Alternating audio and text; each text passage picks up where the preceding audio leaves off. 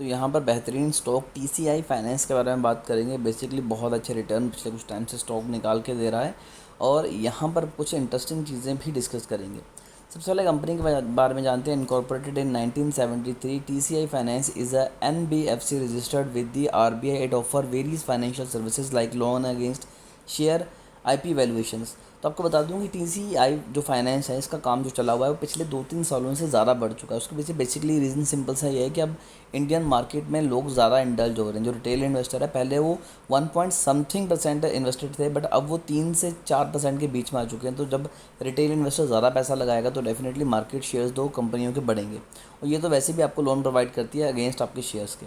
दूसरी चीज़ आपको मैं बता दूं कि TCI फाइनेंस के और ज़्यादा ग्रो करने के पीछे कुछ चीज़ें हैं जो बहुत ही ज़्यादा फोर्सफुली काम करने वाली हैं। सबसे पहले आपको बता दूं कि यहाँ पर FIs और DIs ने बेनिफिट यहाँ पर ज़्यादा इन्वेस्टमेंट नहीं करी हुई, बट जो अभी का स्टॉक है वो 200 डे मूविंग एवरेज, जो 50 डे मूविंग एवरेज के ऊपर ट्रेड कर रहा है। और जैसे जैसे गवर्नमेंट नई पॉलिसीज़ लेके आ रही हैं तो लोग ज़्यादा, रिटेल इन्वेस्टर ज़्यादा इंटरेस्टेड दिखाई दे रहे हैं शेयर मार्केट में। तो आगे जाके इन कंपनियों का जो बिज़नेस है वो काफ़ी ज़्यादा बढ़ने वाला है। मैंने पहले भी कहा था कि NFC हो गया, TCI फाइनेंस हो गया, CDSL हो गया, तो इनके जो शेयर प्राइस हैं वो इन फ्यूचर आपको बहुत ही ज़्यादा स्पीड से भागते हुए नज़र आएंगे।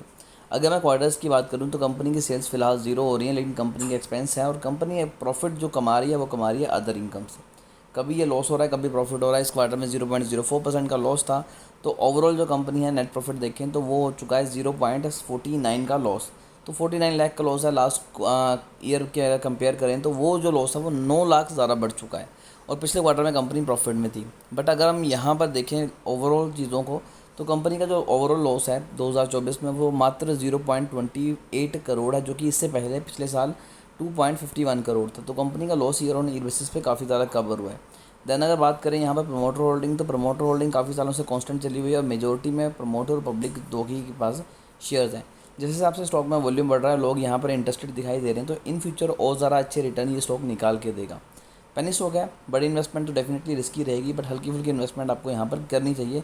और जितने भी अपडेट्स आते आएंगे वो हम आपको टाइम टू टाइम बताते रहेंगे। तो अगर आपने चैनल को सब्सक्राइब नहीं किया है तो ज़रूर सब्सक्राइब कीजिए, ताकि कोई भी इंपॉर्टेंट अपडेट आपसे मिस ना हो।